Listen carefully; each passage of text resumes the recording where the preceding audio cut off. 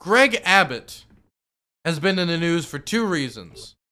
And his state has been in the news for two reasons recently. The first thing we want to cover is an older story, but we've got some secret footage, okay? Some down home secret footage. You know, we got our secret agents across this nation and everything. But somebody went over to Greg Abbott while secretly recording to listen to him talk about abortion and birth control. And they acted like they were a huge Greg Abbott supporter in order to get some answers out of him when it comes to his abortion policies and his policies on birth control. So let's listen to it.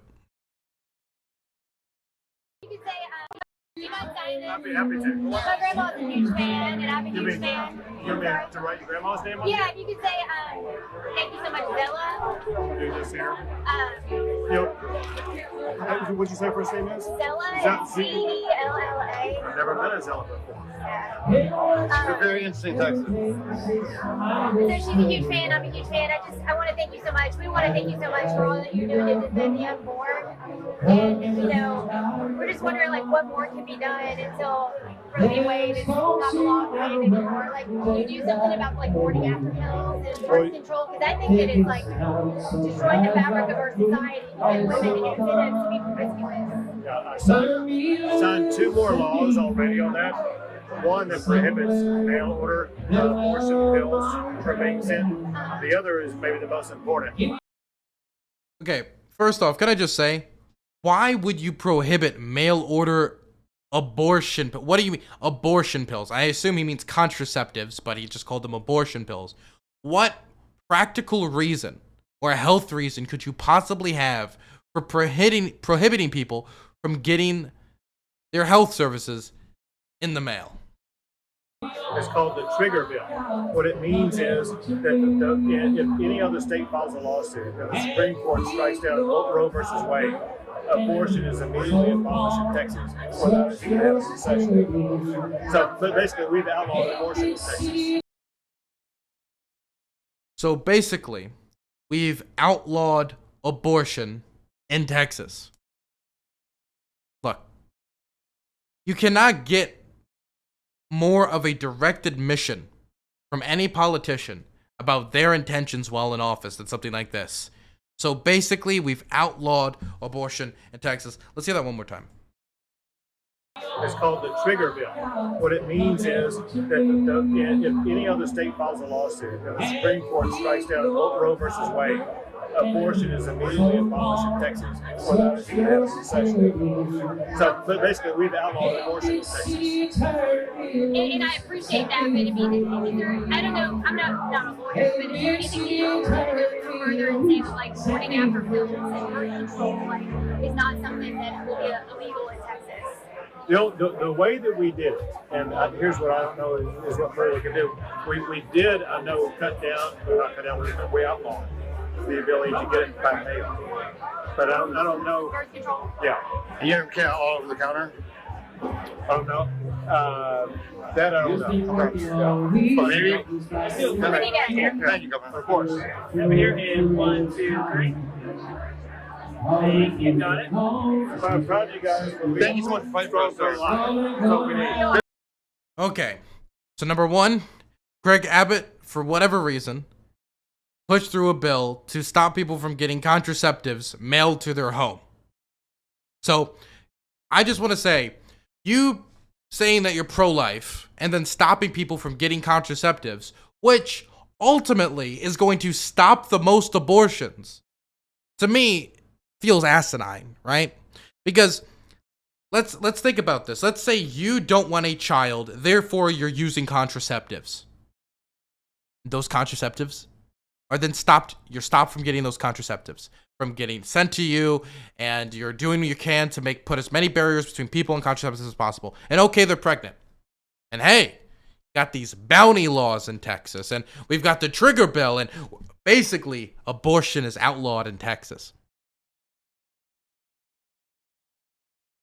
As giddy as you are to stop abortion, by you limiting these contraceptives, you're making it more and more likely for those women who contraceptives were not available to them, they're just going to go to another state, like California, Maryland, my own state, the best state in the union.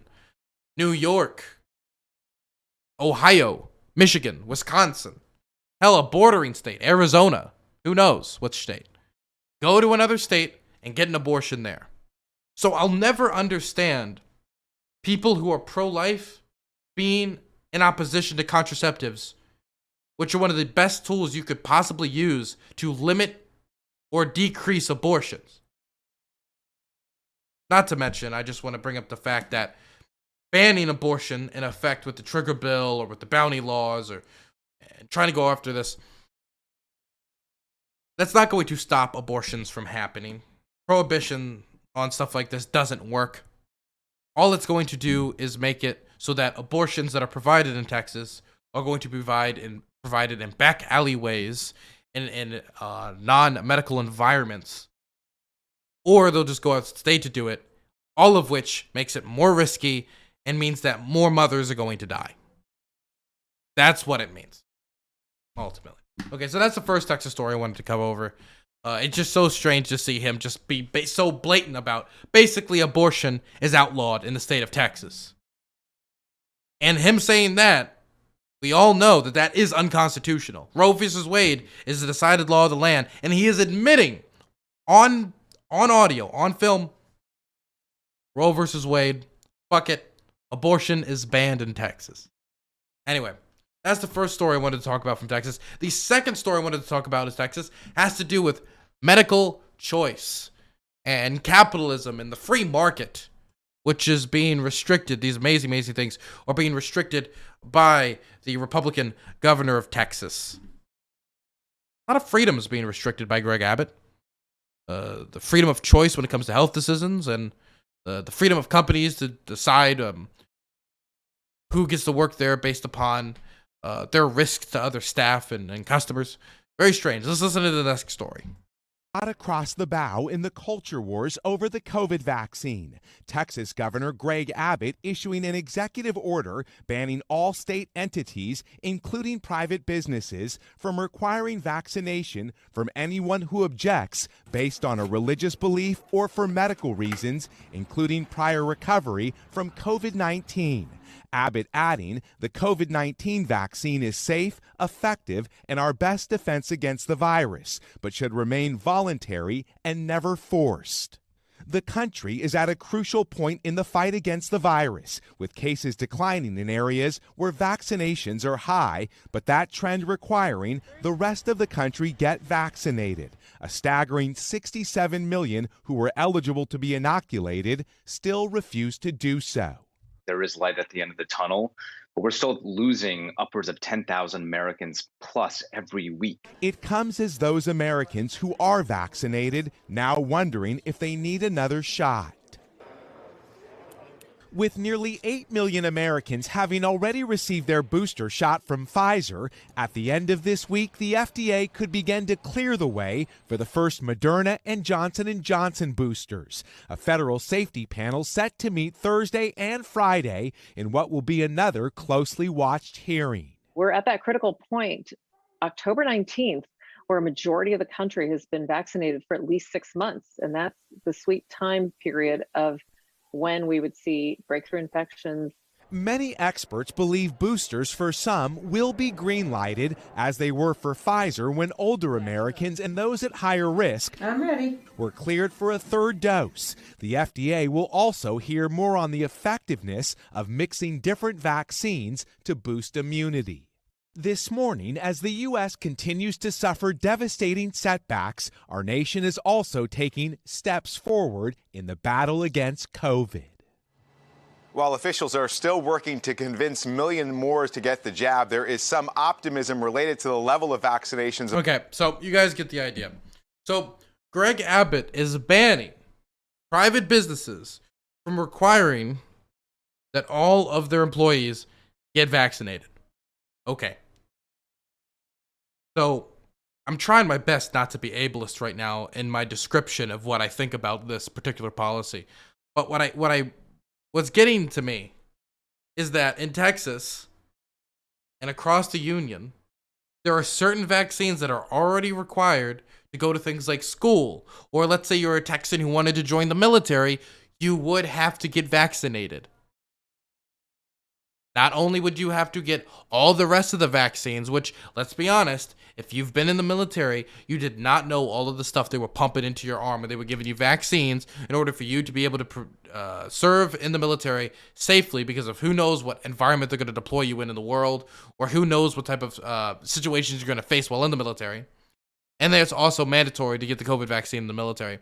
So, putting that aside, I thought the debate was about medical choice, freedom, the free markets. We go from one story where Greg Abbott is challenging the freedom of women to control their own bodies, and even get contraceptives, which statistically just lower the rate of abortion. And then we move on to another story where he's restricting the freedoms of businesses to employ as they please and to run their own health policies as they please. If a business wants to make sure that all of their employees are vaccinated because they want to ensure their safety, the safety of the staff, and the safety of those who come to the environment, who come to their store, their customers, their base of financial support, which is the people who go to their business, and they want their employees to be vaccinated, they should have the freedom to do so. He didn't say, nah, we're not going to have a mandate on the state level. He said, nah, mandates are banned, period, in my state. That's what he said. It's fucking ridiculous. I mean, could you think, I think of how many diners I've been to in my life where the clientele is purely 70 to 80-year-old people, right, going in there for the mashed potatoes. And I'm thinking about a business who's looking at that clientele thinking, oh my God, please, we need to have a fully vaccinated staff. And they're just shit out of luck. Those old people are just gonna fucking fall like flies. They're fucked. And don't give me the idea of like, well, at the end of the day, I mean, it's a personal decision. You not getting vaccinated not only allows the COVID disease, this fucking piece of shit virus, to continue to develop, but it also means it can get other people sick. And when you talk about these diners or say nursing homes, for example, these are environments where having a fully vaccinated staff would be extremely useful to protect the safety of the clientele and the staff, period. But on top of everything else, I'm going to use Lindsey Graham's own numbers here. So I'm not using some like shit lib Republican whoever, right? Lindsey Graham said, while in the great state of South Carolina, that 92% of those in South Carolina hospitals were unvaccinated. The unvaccinated right now are a massive burden on the healthcare system of this country. And you're going to tell me the same state that couldn't keep the power on in a winter storm and had people freeze to death as its senator fled to Mexico is now going to say, yeah, our healthcare system can handle this. No worries. Send in all the sick and dying grandmas. No problems whatsoever. Our healthcare workers can work through it all. And then they call themselves pro-life. It's fucking asinine.